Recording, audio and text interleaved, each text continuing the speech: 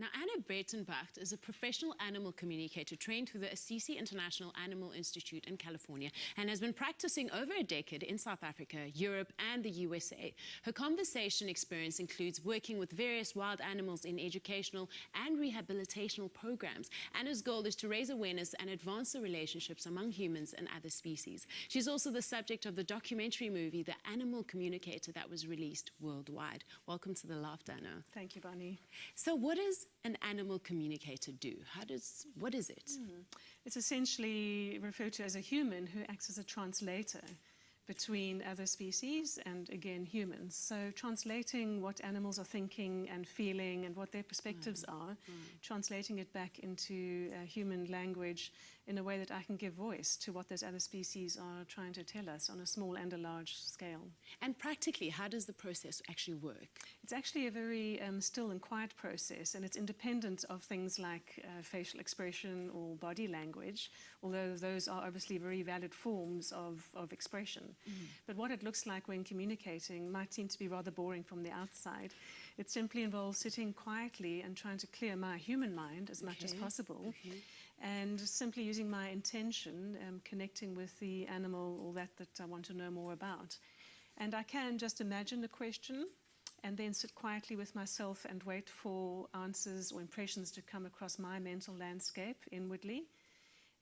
Or I could be, if I'm wanting to convey some information to an animal, I will actually generate mental images to give them very specific suggestions. For example, in the typical obedience sense, one could literally close one's eyes and have a mental image of the dog sitting. And hopefully, if they agree, they would actually do that. Wow. It's independent of vocal commands. I mean, it's clearly an extraordinary gift. And when did you know and how did you know you had this gift? Well, ironically, it's something that we all can do. It's something that is in the very nature of the way that our brains are designed. And all our human ancestors used to do this every day as a matter of course. We modern humans tend to get educated out of it or become too busy with, daily life to pay attention to intuition. It's intuitive communication. Right, yeah. So rediscovering it has been a journey of remembering and relearning something that's actually innate. And in my case, it happens to be perhaps a particular match for my passion, which is wildlife and conservation. And because I do it so much, perhaps my muscle is sort of more developed at it. But I'm really no different. I didn't have a privileged childhood running around in the wilds or have lions as pets or anything unusual. Very ordinary suburban upbringing. And this came about when I was doing my tracking training whilst living in the States and coming across footprints of North American species that I knew nothing about at all, having grown up here. And when my brain completely failed to figure out what animal might have made those tracks, my intuition stepped in and began to give me brief snippets of information or a mental image of a dog-like face that would turn out to be a coyote, and that was a coyote's tracks.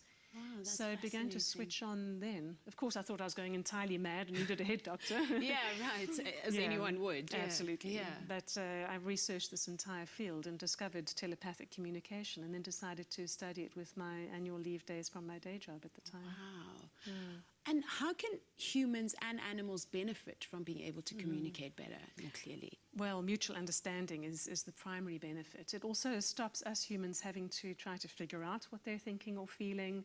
It's incredibly helpful in medical and veterinary situations where the vet is really struggling to diagnose and is perhaps frustrated, thinking, oh, if only the animal could talk.